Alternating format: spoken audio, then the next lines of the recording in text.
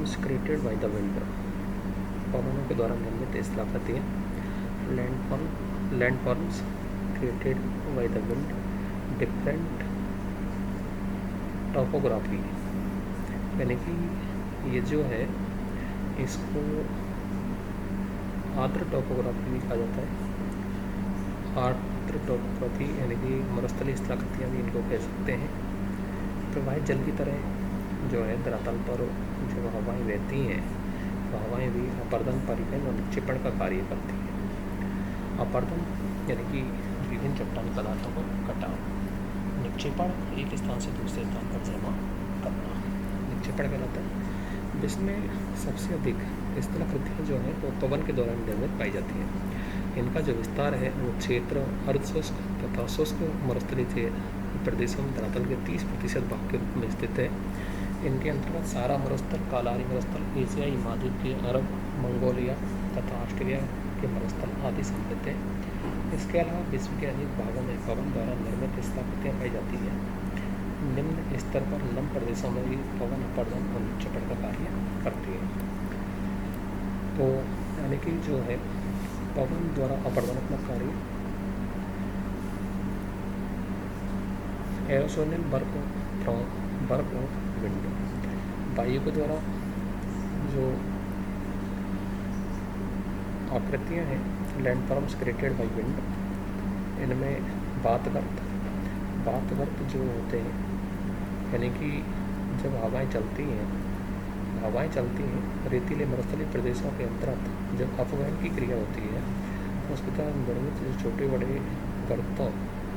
छोटे बड़े जो गड्ढे बनते हैं, यानी कि कुछ large and small erosion land forms created by wind, वातगर्त, यानी कि जब पवन चक्राकार रूप में होती है, कोमल सेलों की अपवहन क्रिया के द्वारा उड़ा करके ले जाती है, यानी कि चक्र के रूप में। वातगर्त उनको कहते हैं जब मरुस्थलीय क्षेत्रों में एक वृत्त के रूप में जो हवाएं चलती हैं उनको कहते हैं वातगर्त। गर्मियों के अंतर्गत जो स्थानीय स्तर पर उनको भगोले के रूप में के नाम से जाना जाता है। तो इस तरह से वो चक्र के रूप में हवाएं चलती रहती हैं और वो मध्यवर्ती भाग के अंतर्गत एक गहरे गड्ढे का निर्माण कर देती हैं, जिनको वातगर्त के नाम से जाना जाता है। ज्यूगेन, मरुस्थलीय प्रदेश में ढक्कनदार ध्रुवात जैसी संरचना को ज्यूगेन कहते हैं, यानी कि जो बोतल होती है, ढक्कन नुमा आकृति जो होती है, उस रूप में जो चट्टानी पदार्थ का निर्माण होता है, यानी कि कठोर चट्टानी जो पदार्थ होते हैं वो ढक्कन नुमा आकृति के अंदर खड़े रह जाते हैं और जो कोमल पदार्थ होते हैं वो अपरदित हो जाते हैं। तो इस तरह से इनका निर्माण जो होता है वो दावत जैसी चट्टान संरचना को ज्यूगेन कहते हैं। तो ये कठोर चट्टानों से होते हैं और कोमल चट्टान जो होती है वो अपरदित हो जाती है। चौड़ा समतल होता है। इस प्रकार की जो आकृतियाँ हैं वो कैलेरोडो पठार, पेंटोगोनिया पठार, कालारी मरुस्थल में ये पाए जाते हैं। छत्रकशिला है, रेगिस्तान में पवनों के द्वारा निर्मित मशरूम की जो आकृति में फैले शैलें जो होती हैं उनको छत्रकशिला के नाम से जाना जाता है। मुलायम चट्टानों के अधिक कठोर होने, चट्टानों के कम अपर्दन के परिणामस्वरूप के रूप बनते, इनको गारा भी कहते हैं।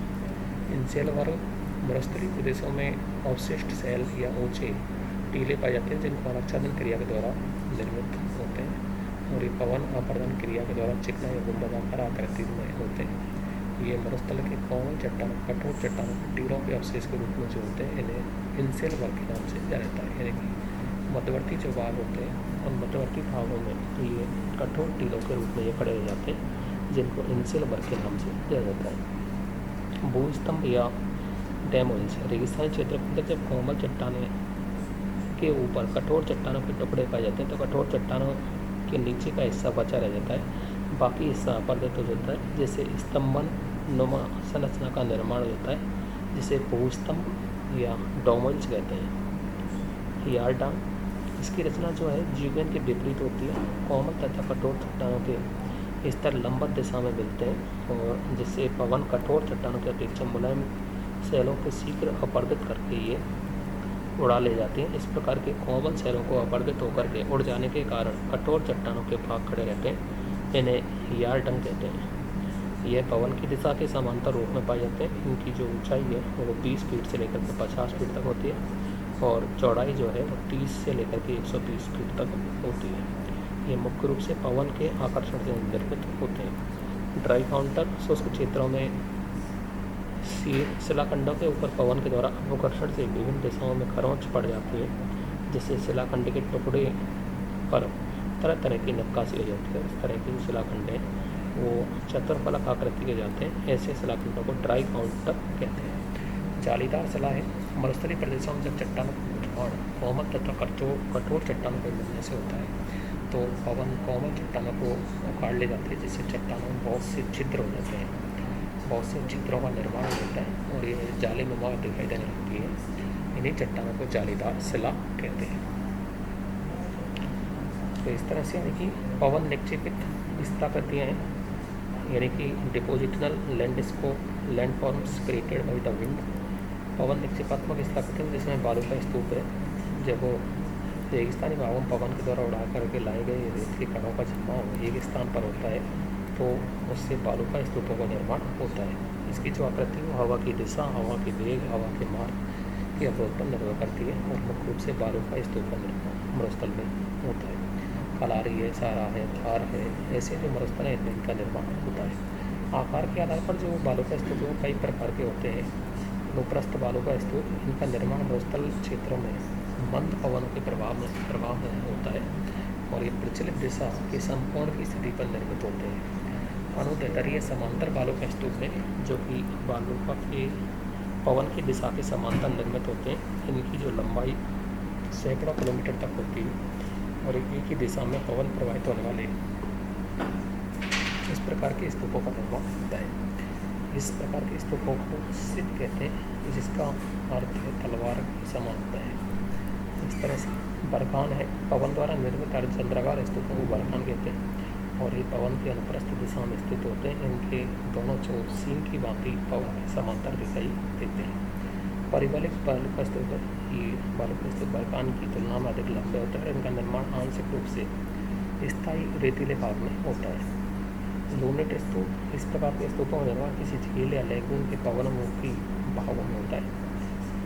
नेवका, रेगिस्तानी क्षेत्रों में तूफान में वनस्पति के अवरोध के कारण से निर्मित बालू का स्तूप है, उनका नेवका स्तूप कहते हैं। यानी कि रेगिस्तानी क्षेत्रों में जो झाड़ियाँ होती हैं, झाड़ियों के अंदर जो मिट्टी का जमाव होता है वो उन स्तूपों को नेवका स्तूप कहते हैं।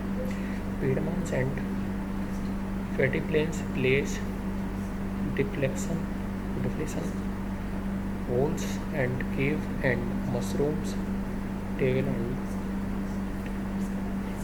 pedestal rocks are wind erosional landforms.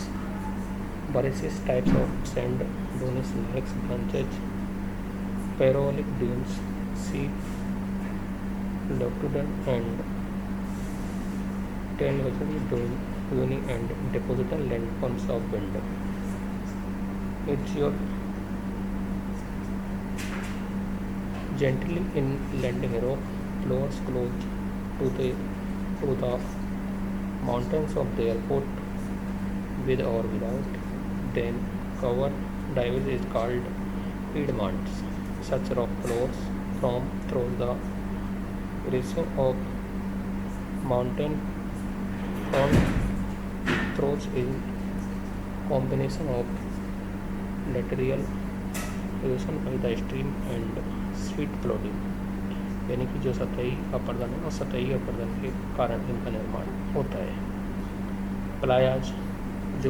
प्लायाज in basin with mountains and hills around and along the drainage is towards the centre of the basins due to graded deposition और sediment forms basins, margins and nearly level plains form at the center of the basins, यानी कि जो टीलों के बीच में जो पानी भर जाता है उसको बोलते हैं प्लाया। जो रेत के टीले होते हैं उनको प्लाया के नाम से जाना जाता है। Deflection holes and caves without metal bound over the rocks of where soil gets well out of the instant movement of wind currents on the direction. This process may create slow depression called depression hollows. Mushroom table and pedestal rocks. Many rocks desert easily subsurface opened deflection and often born out quickly, leaving some remnants of regimental recent rocks of polished beautiful in the shape. Mushroom with a single stem and wind deposital landforms and deposit landforms made by wind. Good sorting and grains can be found. Sand dunes, dry hot dust are good place for sand dune formation. Obviously, to irritant dune, there can be great garlic dune forms. Crescent shaped dunes,